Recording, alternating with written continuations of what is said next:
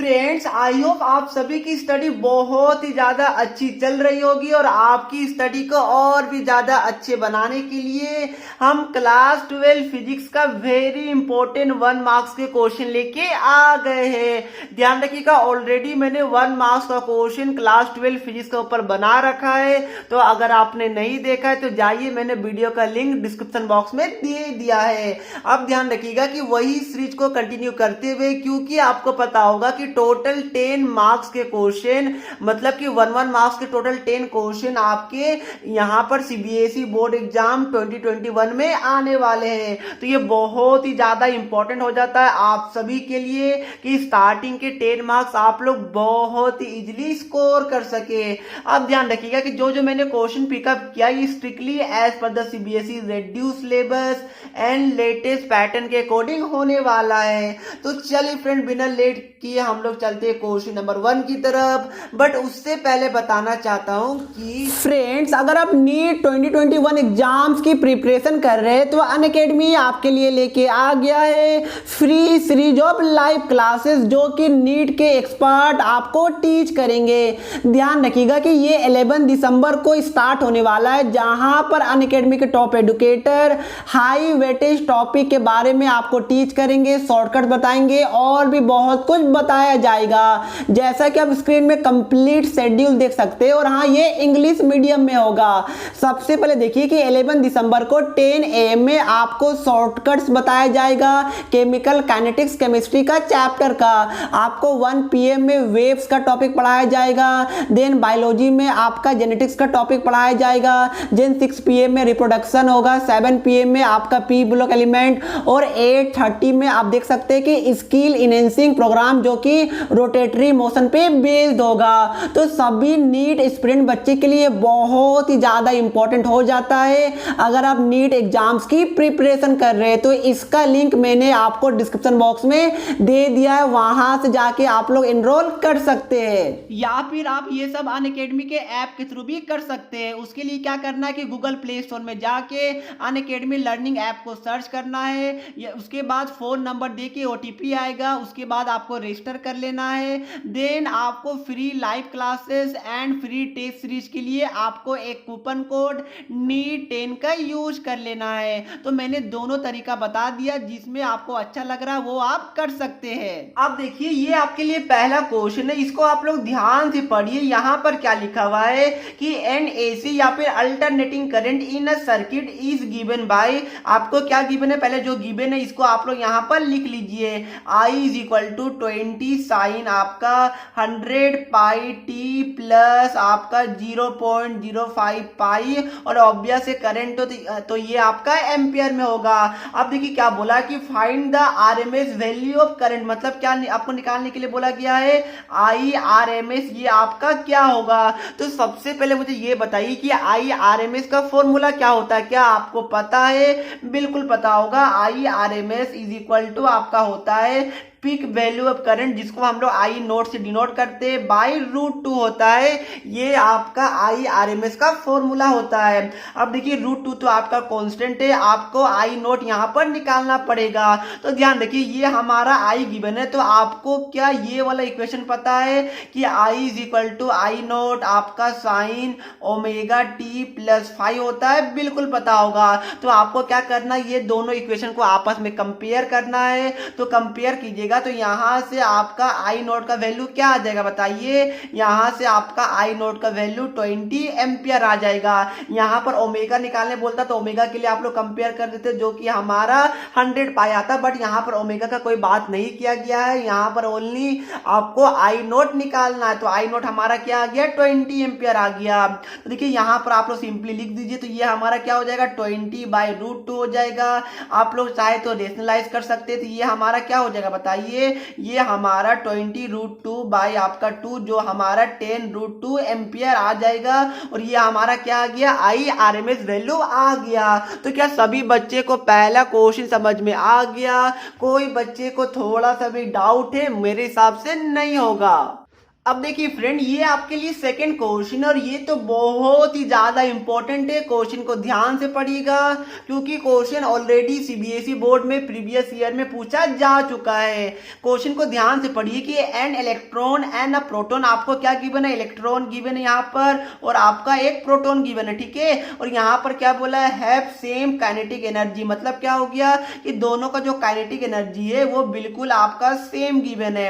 अब आगे आप लोग पढ़िए क्या लिखा हुआ है, then the shortest de Broglie wavelength, मतलब क्या हो गया, यहां पर लेमडा की बात चल रही है तो बोल रहा है कि shortest de Broglie wavelength is associated with which among this particle, मतलब क्या हो, देखिए यहां पर क्या बोल रहा है, यहां पर बोल रहा है कि एक इलेक्ट्रॉन है और एक प्रोटॉन है और दोनों का काइनेटिक एनर्जी सेम दिया गया है। तो आपको बोला गया है कि वो दोनों में इलेक्ट्रॉन या फिर प्रोटॉन का जो लेमडा है वो किसका शॉर्टेस्ट होगा, कम होगा, ये आपको फाइंड आउट करना है। तो क्या आप लोग निकाल पाएगा, सबसे पहले देखिए कि यहां पर आपको कोई एक ऐसा इक्वेशन चाहिए जिसमें आपका लेमडा आता होगा और काइनेटिक एनर्जी दोनों आती होगी। तो क्या आपको कोई ऐसा इक्वेशन याद आ रहा है, अगर याद आ रहा है तो बहुत ज्यादा अच्छी बात है। प्लस यहां पर इन्होंने हिंट दे दिया है, डी ब्रोगली वेव इक्वेशन आपको याद है, बिल्कुल पता होगा, क्या होता है बताइए, लेमडा इज इक्वल टू आपका क्या होता है, क्या आपने डी ब्रोगली वेव इक्वेशन में पढ़ा है,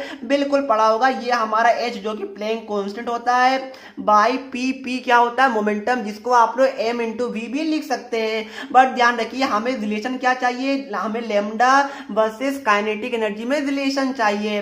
तो देखिए आपने यहाँ पर काइनेटिक एनर्जी का एक फॉर्मूला पढ़ा होगा, क्या होता है बताइए, हाफ एम बी स्क्वायर होता है, बिल्कुल होता है। मैं ऊपर नीचे क्या कर रहा हूँ, एम से डिवाइड और मल्टीप्लाई कर रहा हूँ, तो हमारा क्या आ गया बताइए, ये हमारा आ गया M square B square by हमारा 2m आ गया।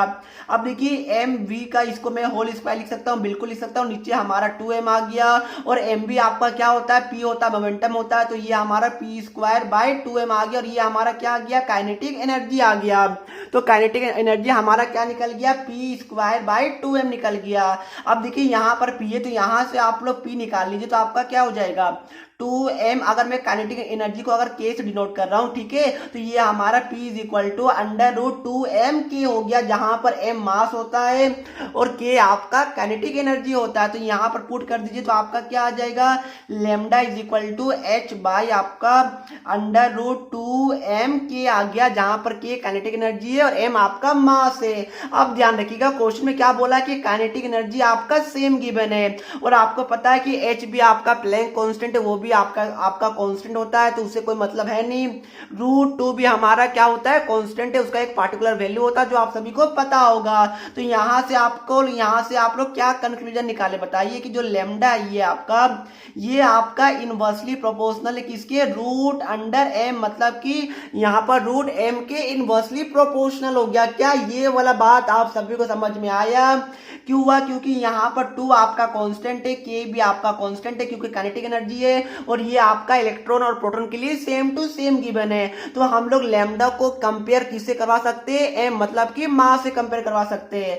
तो जिसका मास आपका ज्यादा आएगा उसका जो लैम्डा या फिर डी ब्रोगली वेवलेंथ होगा वो आपका कम आएगा। तो आप मुझे ये बताइए कि इलेक्ट्रॉन है हमारे पास, ठीक है, और हमारे पास क्या है, प्रोटॉन है, तो मास ज्यादा किसका होता है, तो आप सभी को पता होगा कि जो प्रोटॉन का मास होता है वो तो बहुत ही ज्यादा होता है इलेक्ट्रॉन के कंपेयर में, क्या होता है, बिल्कुल होता है। अब देखिए आपका जो फिजिक्स का पेपर उसमें फर्स्ट पेज में आपको mass of electron, mass of proton ये सब दिया हुआ रहता है। तो अगर आपको याद नहीं होगा इन केस तो आप अपने फर्स्ट पेज से जाके देख सकते हैं, अपने बोर्ड के पेपर में आपका फर्स्ट पेज में ये सब डाटा लिखा हुआ रहता है।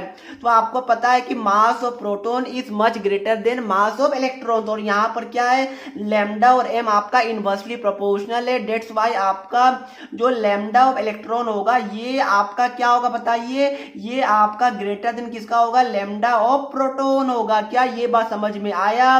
तो यहाँ पर क्या बोला था, शॉर्टेस्ट डी ब्रोगली वेवलेंथ, मतलब शॉर्टेस्ट कौन सा हो गया, ये आपका जो प्रोटॉन है इसका जो वेवलेंथ है ये आपका शॉर्टेस्ट हो जाएगा। क्या कैसे हुआ, क्या हुआ, क्या आपको समझ में आया, मैंने डिटेल में आपको समझाने की कोशिश की है। मास ऑफ प्रोटॉन आपका ज्यादा होता है तो ऑब्वियस है कि जो आपका लैम्डा है वो आपका कम होगा क्योंकि इनवर्सली डिपेंड कर रहा है, इसलिए जो प्रोटॉन का आपका लैम्डा ये आपका कम होगा और आंसर क्या हो जाएगा, हमारा प्रोटॉन हो जाएगा। क्या सभी बच्चे को ये वाला क्वेश्चन समझ में आ गया? Very good. अब देखिए फ्रेंड, ये आपके लिए क्वेश्चन नंबर 3 है, इसको ध्यान से पढ़िए। क्या बोल रहा है कि हाउ डज द फ्रिंग विथ, मतलब क्या हो गया, यहाँ पर बीटा की बात कर रहा है जो हमारा वेब ऑप्टिक्स चैप्टर से लिया गया है। यहाँ पर क्या बोला, इन YDSE मतलब कि young double slit experiment changes when the distance of separation between the slit and the screen is quadrupled. मतलब क्या होगा, देखिए सबसे पहले मुझे ये बताइए कि फ्रिंग विथ का फॉर्मूला क्या होता है। क्या आपको पता है, ये आपका लैम्डा इंटू यहाँ पर capital D by small D होता है। जहां पर जो कैपिटल डी होता है ये आपका क्या होता है, डिस्टेंस बिटवीन आपका स्प्लिट या यहाँ पर स्क्रीन एंड आपका स्लिट होता है। ठीक है, ये हमारा कैपिटल डी होता है और स्मॉल डी क्या होता है, आपका डिस्टेंस बिटवीन आपका टू स्लिट्स होता है। तो क्या ये सब बात आपको पता थी? मेरे हिसाब से पता होगा। ठीक है, यहाँ पर देखिए मैं आपको वेब ऑप्टिक्स पढ़ा नहीं रहा हूं, बस मैं आपको यहाँ पर रिवाइज करवा रहा हूं कि अगर आपको पता होगा तो बहुत अच्छी बात है, एक बार मैं वापस से उसको रिकॉल करवा दे रहा हूं। अब देखिए बीटा इज इक्वल टू क्या होता है, यहाँ पर लैम्डा, यहाँ पर capital D by small D. अब देखिए यहाँ पर क्या बोल रहा है, distance of separation between the यहाँ पर स्लिट एंड द स्क्रीन, मतलब क्या हो गया, ये आपका कैपिटल डी का बात कर रहा है। तो यहाँ से जो बीटा हो जाएगा ये आपका किसके डायरेक्टली प्रोपोर्शनल आपको दिख रहा है, कैपिटल डी के, मतलब कि डिस्टेंस बिटवीन यहाँ पर स्लिट एंड स्क्रीन के बीच में है। अब देखिए क्या बोल रहा है, यहाँ पर ये आपका क्वाड्रपल्ड हो गया। मतलब क्या हो गया, देखिए बच्चे यही वाले वर्ड को लेकर कंफ्यूज होते हैं, उनको तो फॉर्मूला पता होता है बट उनको लगता है कि क्वाड्रपल मतलब 8 होता है। जी बिल्कुल नहीं, क्वाड्रपल मतलब 4 टाइम्स होता है। ठीक है, तो ये बात को ध्यान रखिएगा, इसलिए मैंने ये क्वेश्चन को पिकअप किया था। तो जो क्वाड्रपल है इसका मतलब क्या हो गया, 4 टाइम्स। तो अगर आपका यहाँ पर 4 टाइम्स बढ़ाया गया तो जो आपका फ्रिंग विथ है वो भी आपका 4 टाइम्स बढ़ जाएगा क्योंकि डायरेक्टली प्रोपोर्शनल है। तो ये आपका क्या हो जाएगा बताइए, जो हमारा बीटा डैश है ये हमारा क्या हो जाएगा, ये हमारा लैम्डा, और यहाँ पर डी की जगह आप लोग क्या लिखिएगा, ये आप लोग लिखिएगा 4d लिखिएगा बाय आप लोग स्मॉल डी लिखिएगा। तो ये हमारा क्या आ गया, 4 lambda capital D by small D, ये हमारा क्या आ गया 4 और ये हमारा बीटा आ गया। तो जो हमारा नया बीटा है वो हमारा क्या हो जाएगा, 4 टाइम्स ऑफ पुराना बीटा। मतलब क्या होगा, देखिए इतना दिमाग ना लगाइए, आपने देखा कि जो बीटा ये directly proportional to capital D है और कैपिटल डी को 4 टाइम्स बढ़ाया गया तो ऑब्वियस है कि जो आपका न्यू फ्रिंग विथ है मतलब कि बीटा है, बीटा डैश है, वो भी 4 टाइम्स बढ़ जाएगा क्योंकि डायरेक्टली प्रोपोर्शनल है। तो आंसर क्या हो जाएगा कि ये भी 4 टाइम्स इंक्रीज हो जाएगा। क्या सभी बच्चे को ये वाला क्वेश्चन समझ में आ गया? Very good. अब देखिए जो आपका नेक्स्ट क्वेश्चन ये बहुत ही ज्यादा इंपॉर्टेंट है और मैं ऐसा एक्सपेक्ट करता हूं कि मेरे सभी स्टूडेंट जो वीडियो को देख रहे हैं कम से कम ये वाला क्वेश्चन तो बना पाएंगे।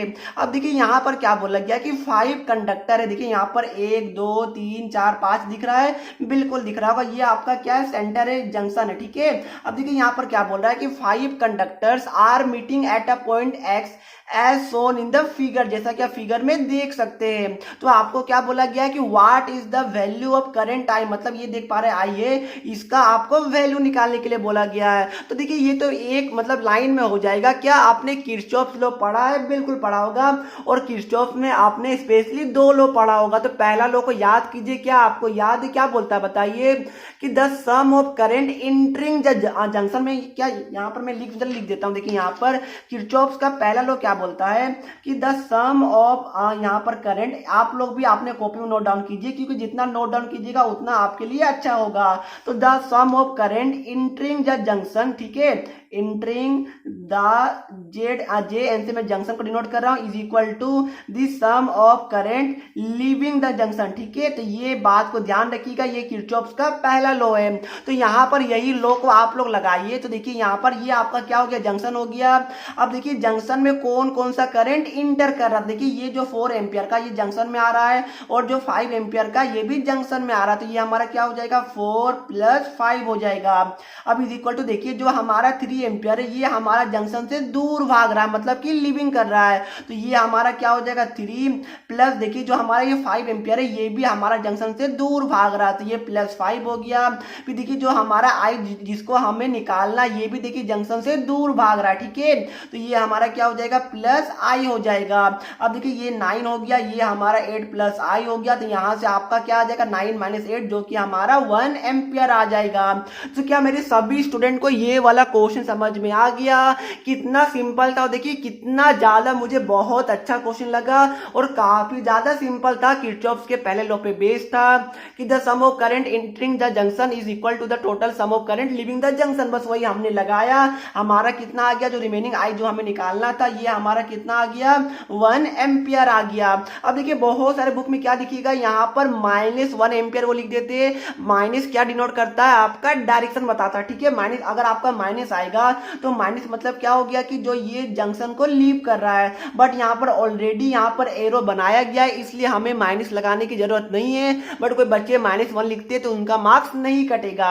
अब देखिए जो हमारा आज का लास्ट क्वेश्चन है, ये आप स्क्रीन में देख पा रहे हो। उसके बाद मैंने एक आपके लिए होमवर्क दिया है, बट पहले आज का लास्ट क्वेश्चन देखिए कि what is the basic cause of quantization of charge, ठीक है। तो आपने चैप्टर 1 में पढ़ा होगा क्वांटाइजेशन, सबसे स्टार्टिंग टॉपिक में ही पढ़ा होगा। क्या होता है बताइए, आपका Q ± NE होता है। तो ये यहां पर क्या बोला कि basic cause of quantization of charge क्या होता है। अब ध्यान रखिए, मैं स्टेटमेंट आपको बोल रहा हूं, प्लीज स्टेटमेंट को ध्यान से सुनिएगा कि चार्ज एग्जिस्ट इन यहाँ पर डिस्क्रीट अमाउंट, मतलब क्या होगा मैं आपको बताता हूं। पहले आप लोग लिख लीजिए कि charge exist in discrete amount, ठीक है। मतलब क्या हो गया आपका, देखिए मैं आपको एग्जांपल देता हूं कि नंबर ऑफ मंकीज इन जंगल, ठीक है। तो देखिए मंकी, अगर मैंने क्वेश्चन पूछा कि नंबर ऑफ मंकीज इन अ जंगल, तो आपका आंसर क्या आएगा 10 आएगा, 15 आएगा। अरे बंदर यहाँ पर जंगल में कितने होते बताइए, 10 होगा, 15 होगा, 11 होगा, 12 होगा, 15 होगा, 18 होगा, ऐसा ही होगा। क्या ऐसा हो सकता है कि 3.5 monkeys are there in the jungle? क्या ऐसा होगा? बिल्कुल नहीं होगा। और एग्जांपल लेता हूं कि number of student in your class, या फिर उससे भी अच्छा एग्जांपल है कि नंबर ऑफ बदमाश बच्चे इन योर हाउस, ठीक है। तो बताइए कि आपके घर में कितने बदमाश बच्चे, क्या, और बदमाश बच्चे में अपने आप का भी काउंट आप लोग कर लीजिएगा। तो क्या आपके घर में क्या 1.5 बदमाश बच्चे होंगे? ऐसा बिल्कुल नहीं होगा। या फिर आप अकेले होंगे, या फिर आपके अगर ब्रदर सिस्टर होगा, या फिर कोई रिलेटिव होगा, तो आपका वो सब बदमाश में काउंट होगा। तो यहां पर क्या हो गया कि ओनली 1 2 3 4 ऐसा हो सकता है, 1.5 2.5 या फिर 0.734 ऐसा कुछ भी नहीं हो सकता। एक पार्टिकुलर डिस्क्रीट अमाउंट में ही एग्जिस्ट कर रहा है, ठीक है। तो यही मैं आपको बताना चाह रहा हूं। तो बेसिक कॉज ऑफ क्वांटाइजेशन क्या होता है कि charge exist in discrete amount, मतलब कि एक सर्टेन वैल्यू में रेदर देन कंटिन्यूअस वैल्यू। या फिर इसको आप लोग दूसरी तरीके से लिख सकते हैं कि only integral number of electron can be transferred from one body to another. मतलब क्या होगा, जो n का वैल्यू है वो हमारा कोई पार्टिकुलर इंटीजर होगा, लाइक 1 2 3 4 ऐसा होगा, 0.5 0.73 ऐसा कुछ नहीं हो सकता है। तो मैंने आपको ये basic cause of quantization of charge बता दिया। देखिए मैंने 2 पॉइंट बताया है, कोई एक पॉइंट आपको लिख के आना है कि charge exist in discrete amount rather than continuous value, फिर या फिर only integral number of electron can be transferred from one body to another. ये दो में से कोई एक पॉइंट आपको लिख के आना है। तो देखिए मैंने 5 क्वेश्चन कवर करवा दिया। तो एक आपके लिए होमवर्क है। देखिए होमवर्क में क्या है कि how does the electric flux due to a point charge enclose by the spherical. देखिए यहाँ पर स्फेरिकल गॉसियन सरफेस होगा, ठीक है, नोट डाउन कर लीजिएगा।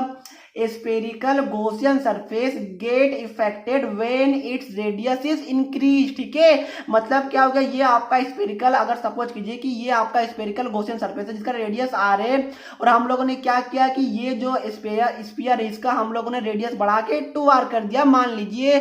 तो बताइए कि इलेक्ट्रिक फ्लक्स में क्या चेंज आने वाला, नया इलेक्ट्रिक फ्लक्स क्या होगा। इसका आंसर आपको मुझे कमेंट करके बता देना है। तो चलिए फ्रेंड, ये वीडियो को मैं यहीं पर समाप्त कर रहा हूं। अगर वीडियो अच्छी लगी तो प्लीज वीडियो को लाइक कर दीजिएगा और अपने दोस्तों को भी शेयर कीजिएगा ताकि हमारी भी मोटिवेशन बढ़ सके और उनका भी हेल्प हो जाए। तो चलिए फ्रेंड, मिलते हैं नेक्स्ट वीडियो में। तब तक के लिए पढ़ते रहिए। जय हिंद, जय भारत।